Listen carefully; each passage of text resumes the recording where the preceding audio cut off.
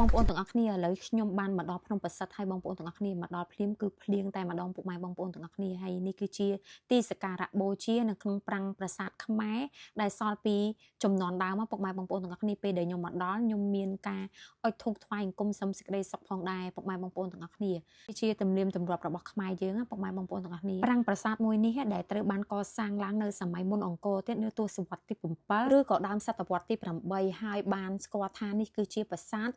ស្រីគ្រប់លេខនេះគឺជាព្រះអង្គធំមួយដែលសល់ពីសម័យខ្មែរក្រហមបងប្អូនទាំងអស់គ្នាឆ្នាំ1979ភ្នំប្រសិទ្ធនេះមានទីតាំងនៅខេត្តកណ្ដាលហើយក៏មានពុកម៉ែបងប្អូនជាច្រើនបានមកទស្សនាគណៈទេសចរឬក៏មកភាវនាសមាធិធម៌នៅទីនេះផងដែរហើយកន្លែងនេះគឺមានបរិយាកាសល្អមែនទែនហើយខាងលើដែលចន្ទាដែលខ្ញុំឈរហ្នឹងពុកម៉ែបងប្អូនទាំងអស់គ្នាគឺជាចន្ទាឡើងទៅព្រះវិហារត្រៃត្រឹងនៅប្រាសាទត្រៃត្រឹងនៅខាងលើហ្នឹងផងដែរពុកម៉ែបងប្អូនទាំងអស់គ្នាប្រកាសជាបានឃើញហើយគឺមានទេសភាពស្អាតមែនទែនហើយហើយទីវត្តអារាមនេះគឺជាកន្លែងដែលប្រជាពលរដ្ឋខ្មែរជាពិសេសអ្នកសំណាក់ធម៌ឬក៏ញាតិមិត្តពុទ្ធបរិស័ទគាត់អញ្ជើញមកច្រើនកកកដែរពុកម៉ែបងប្អូនទាំងអស់គ្នានេះគឺជាតំបន់ទេសចរមួយដែលល្បីល្បាញដែរសម្រាប់បងប្អូនប្រជាពលរដ្ឋនិងភ្ញៀវទេសចរទាំងអស់គ្នាអញ្ជើញមកចូលរួមទស្សនាឥឡូវនេះខ្ញុំមកចង់រៀបរាប់ពីពេលវេលានិងការធ្វើដំណើរដែលនាងខ្ញុំបានធ្វើដំណើរទៅ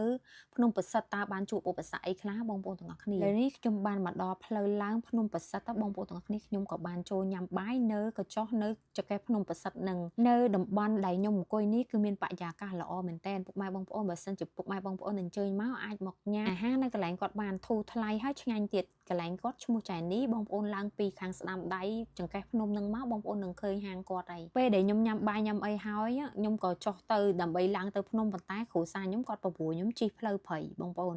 នេះគឺជាផ្លូវព្រៃដែលខ្ញុំជិះឡើងតាមព្រៃតែម្ដងបងប្អូនដូចបានឃើញពីដើមវីដេអូថាខ្ញុំរោគរាក់យ៉ាងម៉េចបងប្អូនទាំងអស់គ្នាហើយនេះគឺជាផ្លូវមួយគ្រាន់តែមកដល់ភ្លាមគឺខ្ញុំមានអារម្មណ៍ថាខ្ញុំវែងបាត់ហើយបងប្អូនទាំងអស់គ្នាបងប្អូនត្រង់ចំណុចកន្លែងហ្នឹងប្តីខ្ញុំគាត់សួរខ្ញុំថាដាក់កាមេរ៉ានៅគាត់ប្រអាក់ម៉ូតូបន្តិចដល់ពេលហ្នឹងទៅវាដួលតែម្ដងបងប្អូនទាំងអស់គ្នាជាវីដេអូទី1ដែលដួលម៉ូតូបងប្អូននៅមានទៀតបងប្អូនតម្រាំបានទៅដល់លើកំពូលភ្នំមិនមែនស្រួលទេបងប្អូនអាផ្លូវស្រួលអត់ជិះទេបងប្អូនចង់បានអាជិះអាផ្លូវវេទនាហ្នឹងណាដល់ពេលនាំគ្នាលើកម៉ូតូនាំគ្នាបន្តដំណើរទៅមុខទៀតបងប្អូនលុកព្រៃបងប្អូន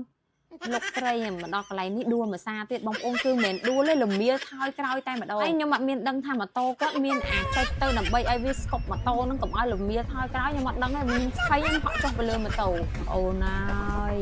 សោចទាំងអស់គ្នាហ្មងដល់ហួសចិត្តហ្មងបងប្អូនទីបញ្ចប់នៅវីដេអូក៏បបួលគ្នាជិះផ្លូវចាស់វិញផ្លូវស្រួលវិញណាពុកម៉ែបងប្អូនទាំងអស់គ្នាអរគុណពុកម៉ែបងប្អូនទាំងអស់គ្នាចំពោះការតាមដានវីដេអូយើងខ្ញុំបងប្អូនឥឡូវយើងមកមើលពីការថែសម្រស់វិញណាបងប្អូនទាំងអស់គ្នាកុំទុកមុខឲ្យទេបងប្អូនទាំងអស់គ្នាខ្ញុំប្រើ BB មាសនេះបងប្អូនខ្ញុំប្រើជាប្រចាំតែ BB នេះបងប្អូនអាចទប់ជាតិប្រេងជាតិខ្លាញ់បានល្អមែនតើបងប្អូនទាំងអស់គ្នាហើយស្អាតពេញមួយថ្ងៃតែម្ដងហើយលាបទៅយើងមិនបាច់ប្រើដៃញីខ្លាំងទេបងប្អូនយើងញីតែថ្នមក៏ស្អាតយកទៅណាមិនអស់ដែរបងប្អូនខ្ញុំមិនមែនអ្នកប្រម៉ូទទេណាប៉ុន្តែខ្ញុំអ្នកប្រើផ្ទាល់តែម្ដងបងប្អូនខ្ញុំដឹងពីគុណភាពច្បាស់ថា BB មាសនេះមិនអាចអត់បានទេបងប្អូនទាំងអស់គ្នាសម្រាប់ស្ត្រីដែលចូលចិត្តស្អាតបងប្អូនទាំងអស់គ្នាបងប្អូនជំរឿផ្ទៃមុខខ្ញុំពេលដែលលាបហើយគឺចូលមុខល្អមែនតើហើយអត់ធ្វើឲ្យកកបតាក់នៅលើមុខទេជាពិសេសពេលបងប្អូនផាត់មុខក៏អត់ធ្វើឲ្យបតាក់ឲ្យកកនៅលើមុខយើងដែរព្រោះខ្ញុំគឺខ្ញុំប្រើផលិតផលមាសសឹងតែគ្រប់មុខតែម្ដងបងប្អូនអញ្ចឹងខ្ញុំត្រូវយល់ពីអត្ថប្រយោជន៍របស់ផលិតផលនីមួយៗបងប្អូនទាំងអស់គ្នា